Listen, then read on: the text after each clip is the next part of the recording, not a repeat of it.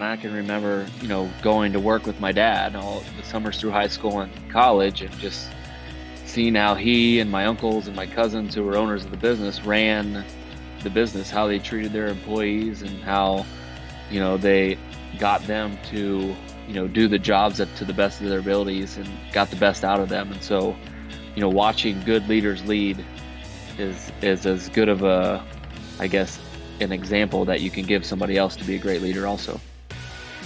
Yep, you found it. This is The Practical Optimist, a podcast that explores the intersection of leadership and life. I'm your host, Ken Schmidt, CEO and founder of Turning Point Executive Search and author of The Practical Optimist, an entrepreneur's journey through life's turning points. Thanks so much for being here. Don't forget to subscribe wherever you get your podcasts, and please, as always, tell your friends all about us. I'm going to do my best to not fanboy out today because, believe it or not, our guest is one of the preeminent relief pitchers in Major League Baseball, Craig Stammen from the San Diego Padres. Today, Craig will be talking to us about life on and off the baseball diamond. Having grown up in North Star, Ohio, a town of 250 people and one stoplight, you'll hear his thoughts on working together as a team and a family, the value of giving back, and what it's like watching good leaders lead. Craig will also touch on how to stay grounded during tough times and the magic of raising 3 kids with another one on the way. I hope you're ready to hear firsthand what it's like to be a professional athlete and a dad. So pay attention and get ready to laugh as Craig Stammen discusses the intersection of leadership and life.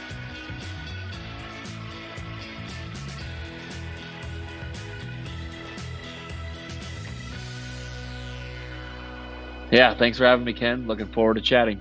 Yeah, great. It's good to have you here. I know we were just talking a little bit offline about you're back in Ohio now, and it was snowing a couple of days ago. And here in San Diego, we're happy that the rain has finally passed and we've got sunshine and 60 degrees again.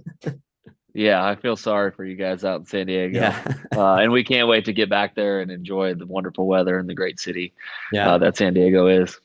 Yeah, it's a great place to be. Now you're down in the Coronado area. Have you lived down there for a while? Had a place down there for a while? Yeah, as soon as I signed with the Padres and made the team my very first year in spring training, we were looking for places to live, and we were searching all around. And I said, let's drive over the bridge and see if there's anything over there. And we found a really nice spot. And once we got there, we haven't left. That's great. Yeah, exactly. It's tough to leave that spot. We always joke that Coronado is kind of like Pleasantville, right?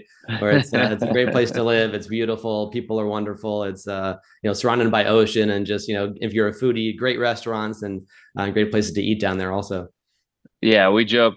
Some of the guys on the team live over there also, and we always joke that is there a better place to live while playing Major League Baseball? And I don't think any city or any team can live up to the billing of Coronado, California. Yeah, exactly. And not to mention the fact that Petco Park was just named again one of the best ballpark in the U.S. So you got beautiful living in Coronado. You get to play at Petco. I mean, best of all worlds, right? Yes, and the team's good. So we check all the boxes playing for the Padres. Yeah, having grown up and spent my whole life here in San Diego, the fact that you guys beat the Dodgers, in the playoffs last year was just phenomenal. I was actually, my wife and I were back visiting our youngest son in college in Indiana, watching the game. So, we were up until 2 a.m. trying not to get too crazy loud in the hotel room with every win along the way. It was fantastic. Yeah, it was a amazing postseason run that we had last year. Very fun to beat the Dodgers, to finally stick one to them a little bit. They've been sticking it to us for over the last few years. And so hopefully we can continue that going into this next season. Yeah, it's going to be very exciting for sure. And I want to get into that as well and chat about kind of things coming up. But, so this podcast, as you know, it's, the leadership, the intersection of leadership and life is kind of the tagline. And all the folks that we have on, from teachers to CEOs to venture capitalists, pretty wide variety, and yourself included. The goal is to have, a very organic conversation about, things that you learn, in your case, on the field, right? That you take off the field for, family and what have you, and vice versa, right? Because there's lessons that go back and forth.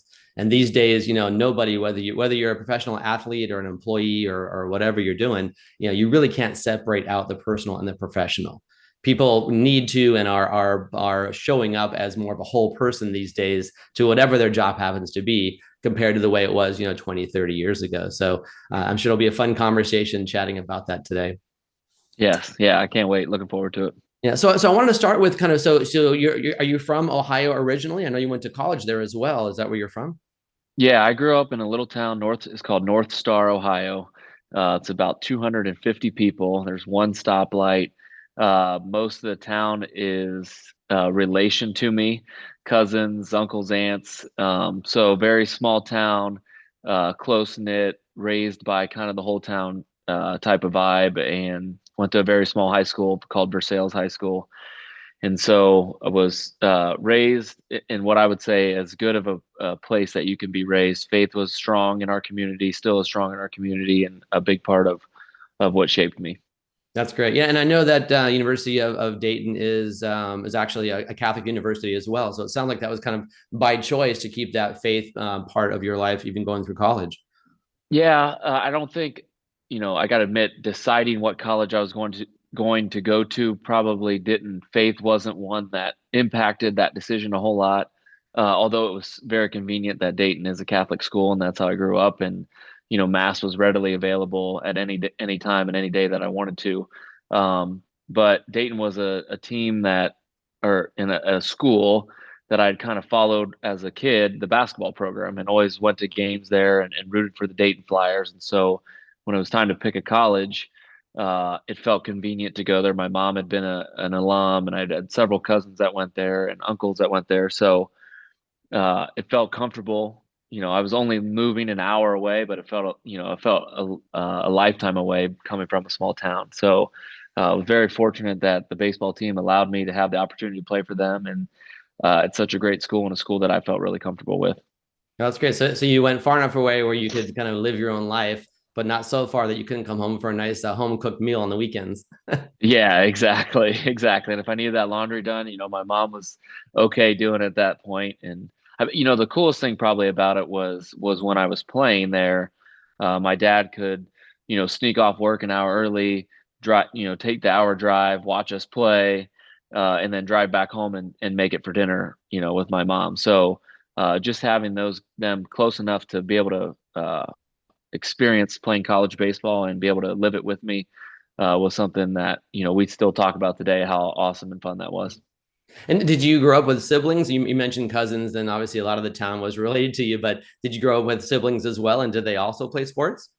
Yeah, I have a younger sister who's a year and a half younger than me, and a younger brother who's 7 years younger than me. My sister was a great athlete. She played not football. She played volleyball, basketball, and softball all the way through high school.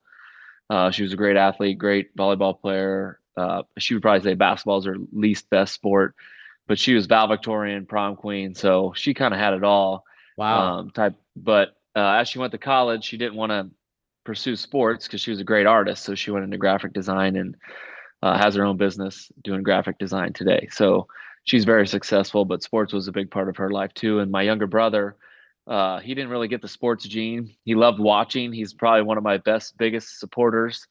I remember him going to my sister's volleyball games and painting his face and getting all fired up for it as a little kid. But sports wasn't his thing. He was into the FFA, and he was the president of the high school chapter and ended up being the vice president of the state of Ohio. So that was kind of his route. He ended up going to Ohio State, and um, he's doing great living in Cincinnati, and he's got a great family, 2 kids. So my siblings are doing really well.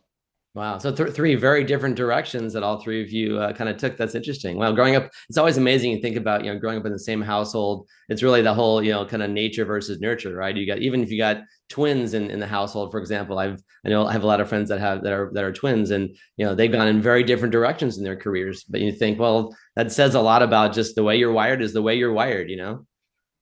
Yeah, exactly, exactly. And sports were something I just fell in love with from the very beginning of my life. You put a ball in my hand, it didn't matter what sport it was or what season it was. That's what I was playing, and I was, acting like I was going to make it professional. And football, basketball, baseball, golf, you name it. I thought I was making it all the way. And so, luckily for me, baseball just kept progressing, and it worked out, rather well for me. Now, did you have to, like, I know the stories of Tony Gwynn here in San Diego, right? Everybody knows that he was a pretty good, basketball athlete as well as baseball, and he decided to go with baseball. Did you have to kind of make that commitment and say, all right, this is the path I'm going to take and go all in with baseball at some point? That probably didn't happen until college, and it wasn't like, college was knocking down my door to play the other sports either. But, um, I played them all, loved playing them all the way through high school. I felt like it was a big part of my athletic development was to play all those sports. And then, when it got to moving on to the next level, baseball was by far and away, what I was best at and what, I saw a college opportunity for. Do I miss playing those sports? Oh yeah, I miss playing those sports. But, it comes a time where you do have to, if you want to make it something that it's turned into be, a career, you got to put your focus and attention into that one sport. And it happened when I went to college. That's great. That's very good. Well, and to your point, I mean, yeah, you have to, well, no matter what your career is going to be, you have to kind of say, all right, this is where I want to go. And it might change down the road. I may not be here forever, but this is at least where I want to start my career, either by choosing a program or a degree in college or your first, role outside of school as well. So did you, and we've all seen the gazillion if people that are like me that are huge baseball fans. I'm all baseball. It's the only sport that my family and I follow, honestly. So or this is the slow quiet period here in January where we're just waiting for things to start. Yeah. But we've all seen the movies out there where you see how scouts show up to someone's house when they're still in college, and all these things happen. I know a lot of that is dramatized for movies, but you were drafted in the 25th round, is that right? 12th round. 12th round. Gotcha. Yeah. So did you have a good sense of confidence that you would get drafted, or was it really kind of touch and go for a while there? Yeah, I think coming out of high school, I wasn't recruited hardly at all, if at all. And I really didn't get an opportunity to play for the University of Dayton until I had already graduated high school. So it was in the summer after my senior year that I was finally offered a scholarship. And I had already decided I was going to attend school there. So it worked out really well for the coach that he could just kind of do that. So I was not recruited and really kind of was a late bloomer. But my college baseball coach told me the day that he gave me the scholarship that I would be drafted in 3 years, to play professional baseball. So he saw something, that nobody else saw. That's And impressive. then, Wow. Wow. yes, exactly. And it progressed kind of quickly after that. So he made that call to us, and we were like, "You're crazy," but he proved to be right. Because soon after that, I played, had several successful seasons in college, and in those summers, I played for the Lima Locos, which is a summer collegiate team in the Great Lakes League in our area. And I had some really good summers in front of scouts. And so going into my junior season of baseball, I kind of knew I was definitely on the radar to be drafted. And if I, just kept doing what I've been doing, I would get that opportunity to be drafted and play professional baseball. So I was getting a lot of letters and talking to scouts after games and getting phone calls. And, they were trying to get to know me. And I was just, thrilled that, professional scouts were talking to me and, handing me their business card and stuff like that. And so when it kind of came time to be drafted, I felt like I was going to be drafted. I didn't know where or how high or what, but at that point, it was kind of naive, and I was just like, I just need a seat at the table kind of thing. And so, luckily, the Washington Nationals drafted me in the 12th round and gave me that opportunity. Wow, that's great. Well, it must have been an amazing feeling to get that call and to sign that contract and say, I'm on my way, right? It's one thing. High school level is one thing. College is a whole nother level of elite, athletes. But then getting to that next level and being drafted, that must have just been, just incredible feeling.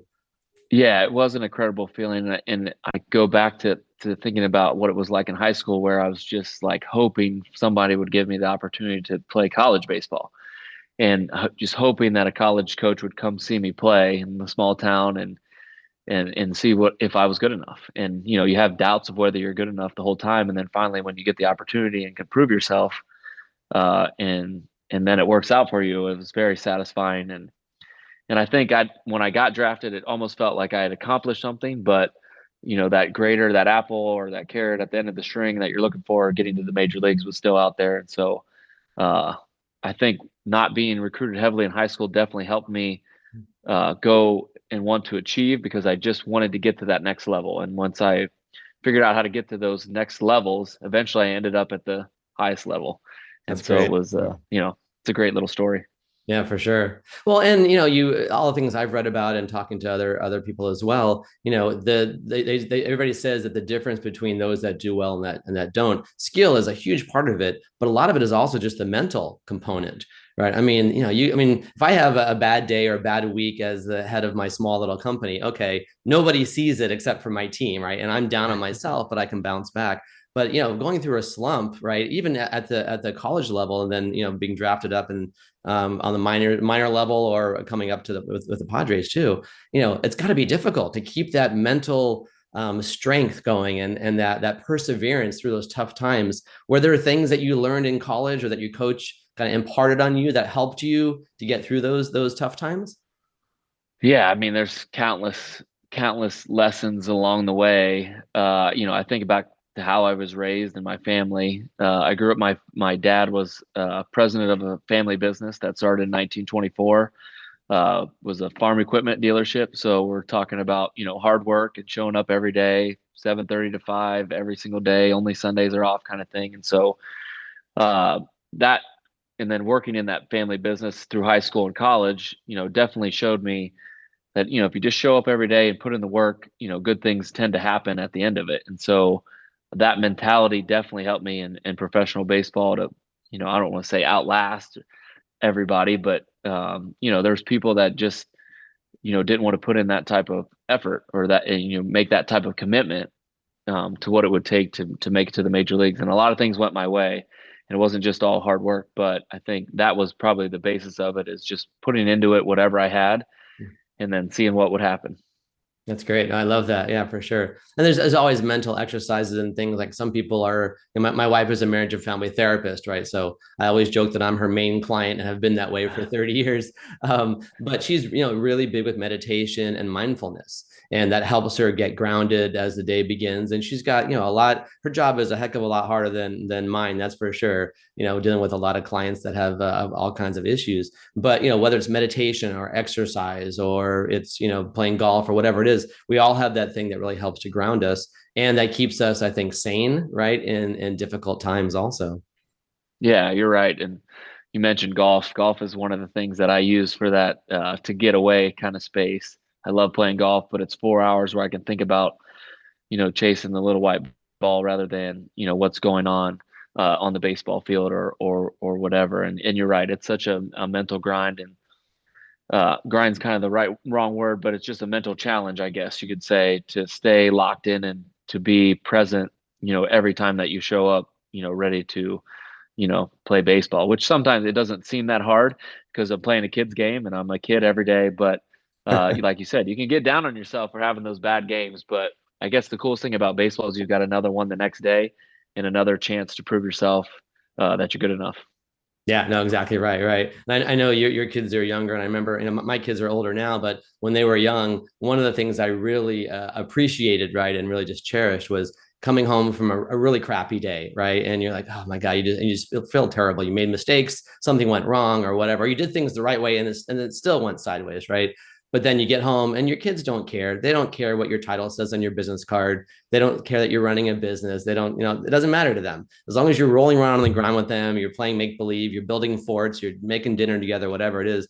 That really helped me stay grounded and not get ahead of myself, first of all, but also not get too terribly down when things were going sideways. Yeah, you're exactly right. There's a piece to, being a professional and having to be a certain way at work, but as soon as kind of work or plays over, it's time to be a dad, and you've got to be the best dad that you can be. And when you bring that stuff home, that kind of limits the type of dad you can be. And so, whenever the kids are, waiting outside the clubhouse and I leave the clubhouse and they come running at me and give me a big hug, there's nothing better than that. There's all the stuff that happened at the stadium is gone now, and it's fun to see those smiles and get those hugs, and like you said, roll around on the ground with them and play with them and have as much fun as you can. Trying to raise them up in the best way that they can be raised. Right. Yeah. Exactly. Kind of, yeah, at that point, you can take off the professional athlete, in the public eye kind of hat and put on the daddy hat, and it's it's much more enjoyable, if you will, and more forgiving than maybe Yes, the you're public exactly can be right. sometimes. Yeah, exactly. They don't see the mistakes I make as a parent, at Yeah, least not exactly. yet. Right. Imagine if you had a camera on you all the time when you're deciding on things with the kids too, and with three kids and a fourth on the way, you've got a lot of great opportunities for good things and difficult things to happen. Yeah, you're exactly right. The kids are such a blessing, and I'm very thankful that they've made the back end of my baseball career, so much more fun, having them around, watching them, run around the baseball field, wearing their little jerseys and hats and, just kind of eating it up. That's great.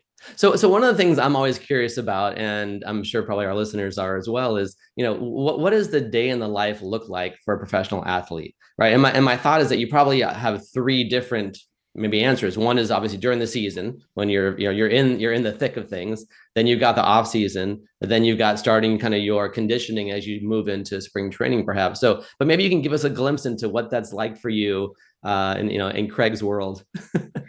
Yeah, I guess I'll go with the easiest one is game day, thinking of like a 7 p.m. game against the Dodgers, we'll just say that. And, it's a home game. So with the kids, they're not sleep. They don't know that I have a game. Well, they do, They but don't care. Yeah. they don't know that I need sleep. Right.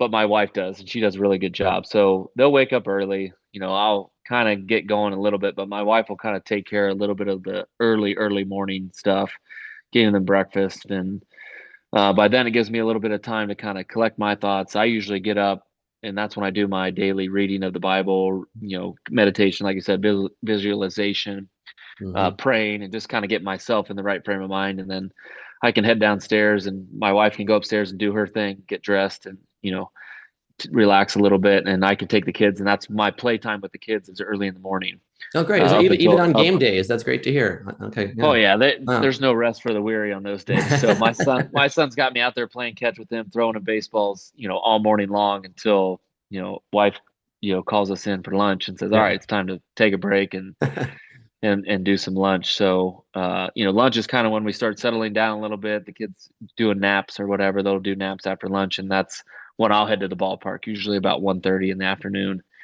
Drive over there and kind of get loosened up, do my prep before the game. The pitchers will go out and throw. Before batting practice, we'll do our throwing and conditioning. We'll have batting practice as a team. Batting practice will be over. We'll come in, get something to eat, get all showered up, ready for the game, and then we'll play the game at 7 o'clock. Game 7 to 10. Game's over. Get a little bit bite to eat, and then the kids are running down the hallway to give me a hug, and we're heading home, and we're trying to put them to bed at a relatively decent time before they go crazy. But that's kind of in a quick snapshot of what a game day looks like.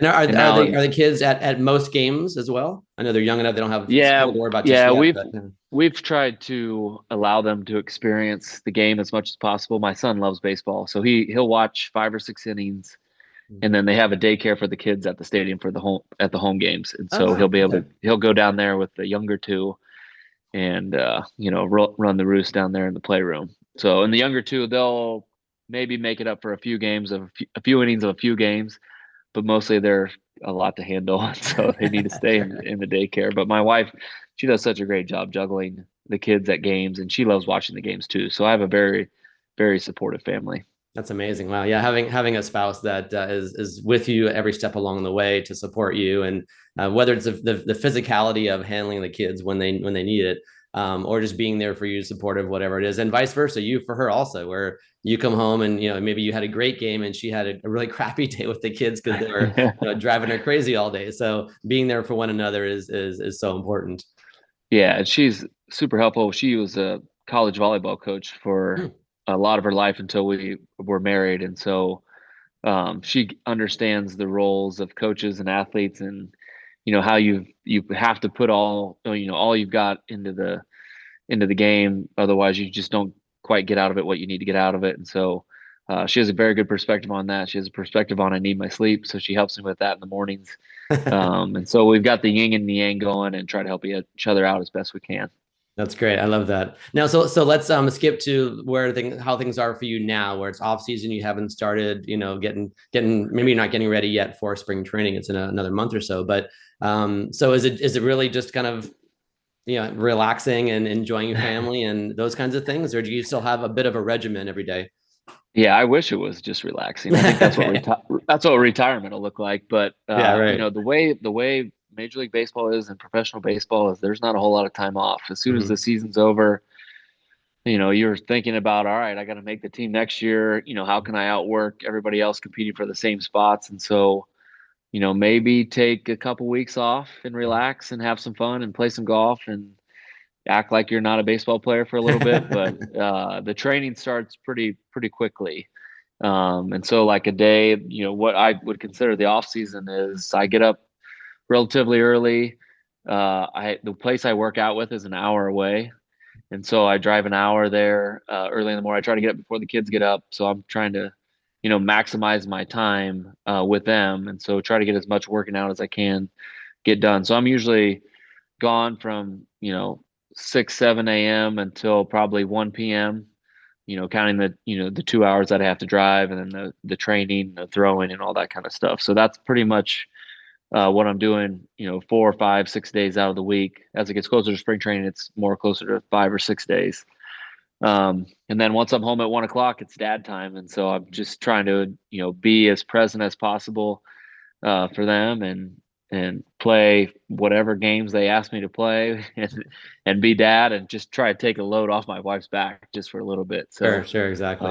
And then as most parents know with little kids, we're just trying to make it to bedtime. Once we get to bedtime, then we get a little bit of relaxation with my wife. We can watch a show or Right. just sit and chat, or she can watch some of the sports games that I like to watch all night long. Yeah. I love it. That's great. So speaking of watching shows, do you have any kind of guilty pleasures? Or do you guys watch like The Bachelor or some of those reality shows? Or I mean, there's so much I think content out there these days. But what are you into?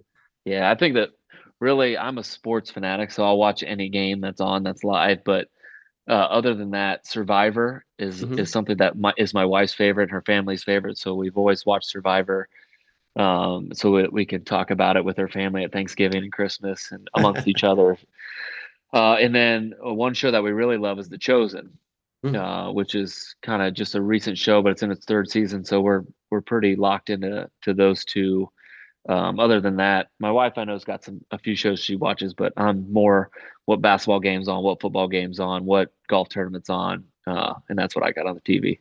That's great. That's great. And we got into watching Ted Lasso, which I think got me more excited about the World Cup that just happened, obviously. But I've become more of a football slash soccer fan because of the Ted Lasso. It's a great show too. It's a lot of fun. That's That's wonderful. one I haven't got into yet. Yeah, Okay. I'm not a huge TV show watcher, like I said, but I kind of know what's going on with those shows. Sure. I'm sure your house is filled with all kinds of Disney Plus shows and princess things going on and all that kind of stuff Yeah, with we the kids. we got some Elsa dresses and some Elsa dolls laying around, and Paw Patrol's big here in this house. A little Daniel Tiger, Blue's Clues. Those are the main attractions for the little kids. I love it. That's one thing of having older kids now is I miss all the little kid stuff. Or we go to Disneyland still as adults, but I'm like I really miss buying all the little figurines for when they were 3, 4, 5 years old. It's fun. I know. Yeah, it's cool to see them. Their imaginations come to life with those dolls, and let their little brains work and how they think about things. It's pretty neat. Yeah, exactly. Well, so I also know that you're pretty involved with some charity organizations or some nonprofit groups out there as well. And I was curious. I think one is it Mercer? Is that right? Yeah, so Mercer Health is just Yeah. the hospital closest to the hospital I was born in. Okay. And so they were doing a project to raise a bunch of money to basically redo the most of the hospital and make it kind of up to date. And Mm-hmm. so they had me I was the honorary chair for that. But Great. most of the stuff I do around here is kind of associated with my high school. Okay.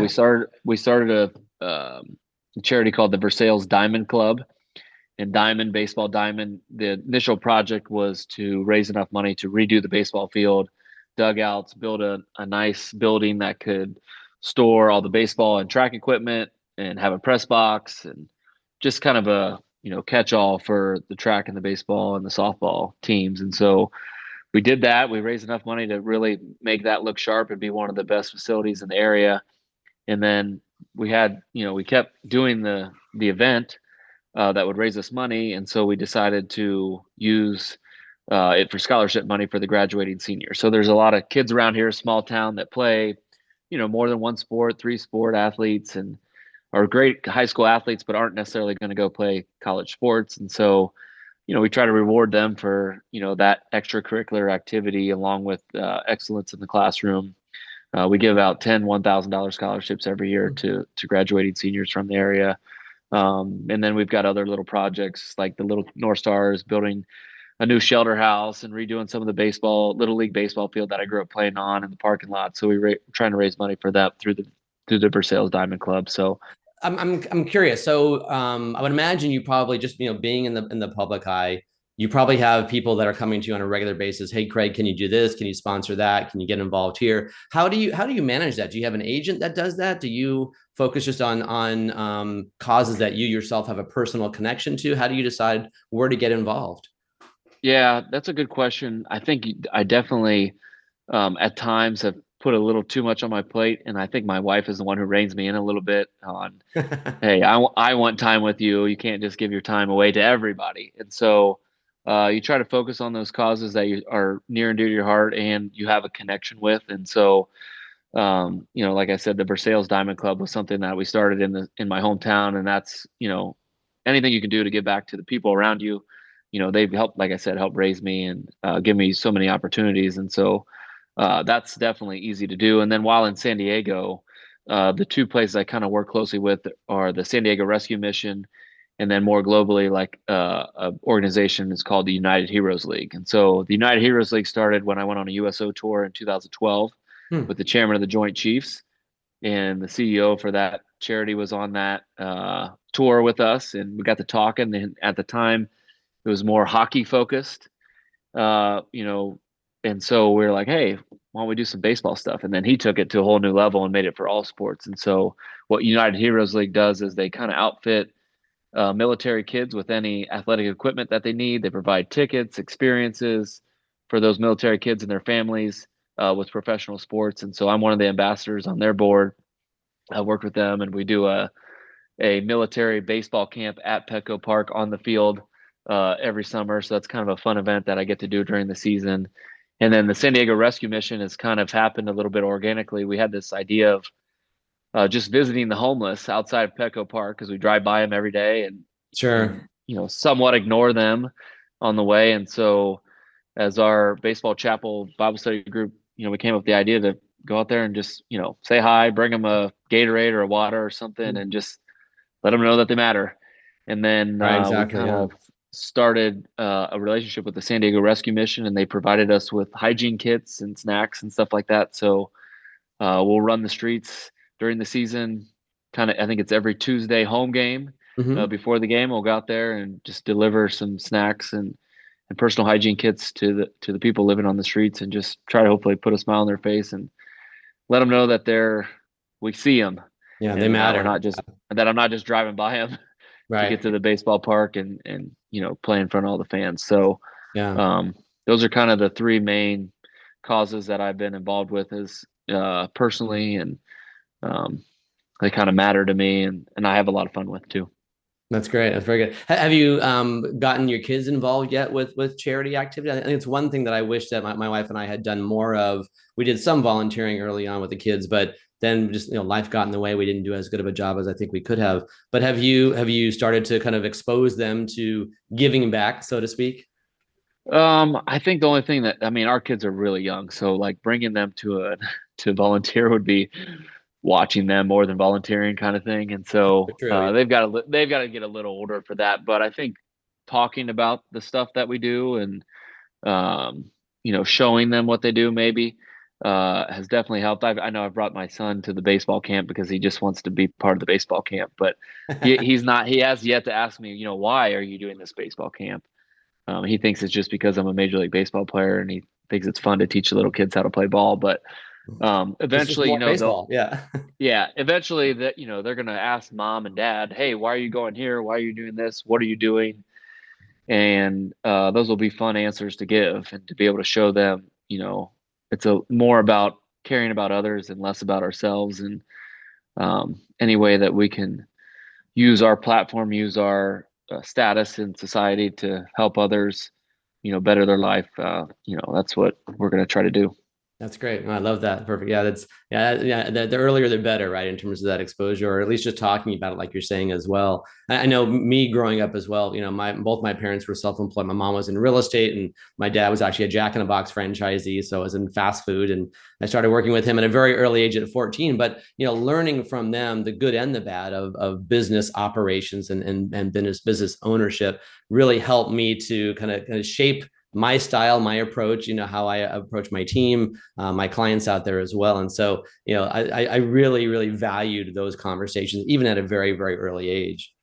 Yeah, you're spot on with that. And I can remember, going to work with my dad all the summers through high school and college, and just seeing how he and my uncles and my cousins who were owners of the business ran the business, how they treated their employees, and how, they got them to, do the jobs up to the best of their abilities and got the best out of them. And so, watching good leaders lead is as good of a, I guess, an example that you can give somebody else to be a great leader also.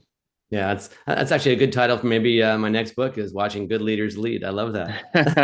That's fantastic. I mean, it's all about that modeling, right? And honestly, whether you're a leader as in business or a leader as a parent, it's the same thing, right? It's that modeling, it's Yes. that example that you're setting for them to see, okay, what does it take? It's a lot of hard work to be a great leader as a parent or in business. But obviously the payoff is phenomenal, but it's a lot of work. It's not easy. And you gotta stick with it, when times get tough. Yeah, I think if you're intentional about those moments when those little eyes are watching or anybody's watching, if you're intentional with it, and that's who you really are, you're authentic in how you do go about your business, how you treat people, and how you do things. It's pretty easy to lead because that's who you are, Right. and you don't have to change, based on the situation or the circumstance. But if you're a leader within your own household, you're a leader, at your workplace, or you're a leader amongst your friends and family, and so that's just who you are.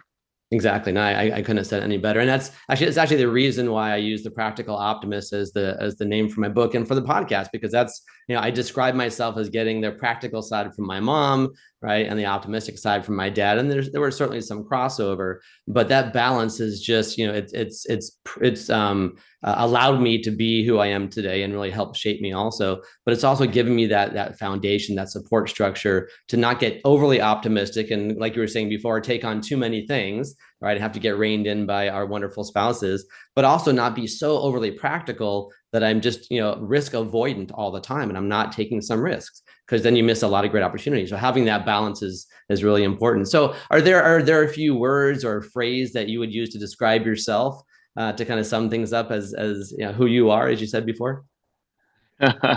um, Man, I've never really thought of describing myself, but I Mm-hmm. think I think how I in my head try to portray myself is always joyful, Mm-hmm. um, and and always probably optimistic is a good word. Like I'm always looking at the better version of the circumstance, or the best version of the circumstance, and Mm-hmm. how we can turn it in for good rather than what may look so bleak about certain situations. But always positive, I guess, is maybe a better way. But joyful and positive are two words that I try to emulate and live out every day. Hard Easier said than done.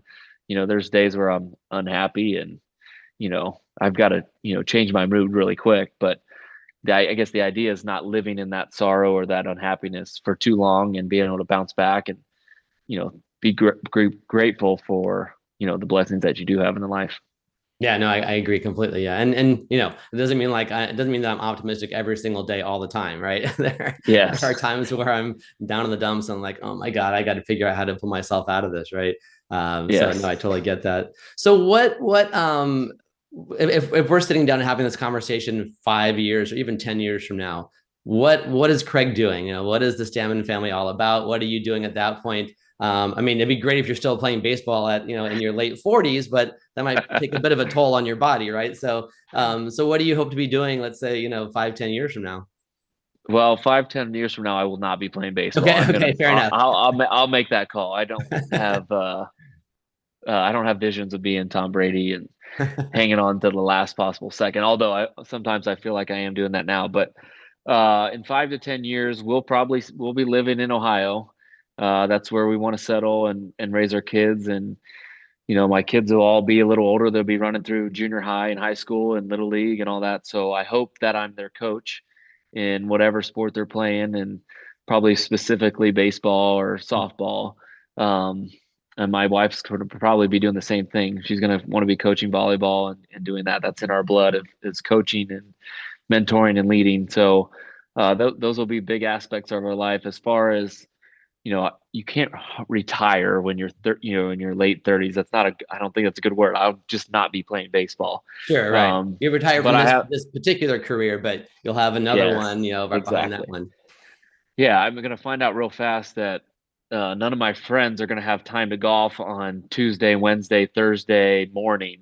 They're gonna be working at their regular jobs and stuff like that. So I know I'm gonna have to find something that's going to, you know, uh, make me think and work and take up my time and something that I'm going to have to achieve with. And so the family business is still there, 2 miles down the road. That's an opportunity. I could be working in that family business and kind of being in my dad's footsteps. I could be still working within baseball, whether it's front office coaching or something like that. Those are definitely options that I think that I'll have and decisions that I'll have to make, but not yet. I'm still focused on beating the Dodgers. So Yeah, we exactly got right. we got things to do in that realm. Right now I'm still trying to perfect my curveball and find a slider and put my fastball exactly where I want to. So that's taking up a lot of my attention. What's going to happen after baseball? That'll happen. I'll be able to make those decisions when I have to make those decisions, but I'll have a lot of options. And I've met so many great people along the way in my professional baseball career that, um, I'll be able to call on those people and, ask them for their advice. And, what do you think I'll be great at? What do you think I'll be good at? Do you have an opportunity here? Do you have an opportunity there? So my options are open, and I'm kind of excited, to see what the next chapter will be like. But like I said, I'm pretty focused on the here and now and what we might accomplish as a team here in 2023. Yeah, I'm glad as a huge fan, I'm glad to hear you say that. I'm super excited about this upcoming season. It's going to be a lot of fun, and the players that the team has retained, including yourself and the new ones that have come over. I think it's going to be a really exciting team to watch on the field. I really do. Yeah, you're right. It's going to be, we were a fun team the last few years, and, it finally came a little bit to fruition, going a little further in the playoffs this last year. And so we're definitely primed to make a run. And, if we can all stay healthy and have good seasons, I think we'll be right there again. Yeah, exactly. Well, I think it's always tough. I mean, as you know, as a recruiter, which is my career, right? And I have clients that will say we want someone to come in and hit the ground running. So we're trying to find them ahead of sales or head of marketing, what have you. But we always tell them it takes time for a team to gel. You might, I mean, even if you hire a hired gun, so to speak, on the corporate side, it takes some time. The same with professional sports, I would imagine. I mean, yeah, we had the great folks that came on last year with Soto and a lot of the other acquisitions, but to expect that person to come in and perform at their peak performance ability day one with a brand new team and a brand new environment, a brand new city, that's a lot to expect of even the most elite athletes out there. It takes time to gel. Yeah, you're exactly right. You hit the nail on the head. And I think 2021 was maybe a pretty good example of that, of a lot of new guys playing together with a lot of expectations, and it didn't necessarily work out for us at the end of the season. A lot of things, went wrong. Anything that could have went wrong kind of went wrong. But, I think a lot of that is guys trying to find their spot on the team or their comfortability in the city of San Diego and with the Padres. And so in 2022, it was a little easier for some of those guys to be acclimated to the process and the city and the team and the relationships that are within the clubhouse. How to manage those, how to be friends, who am I friends with, who do I want to hang out with, who do I not want to hang out with, all that kind of stuff.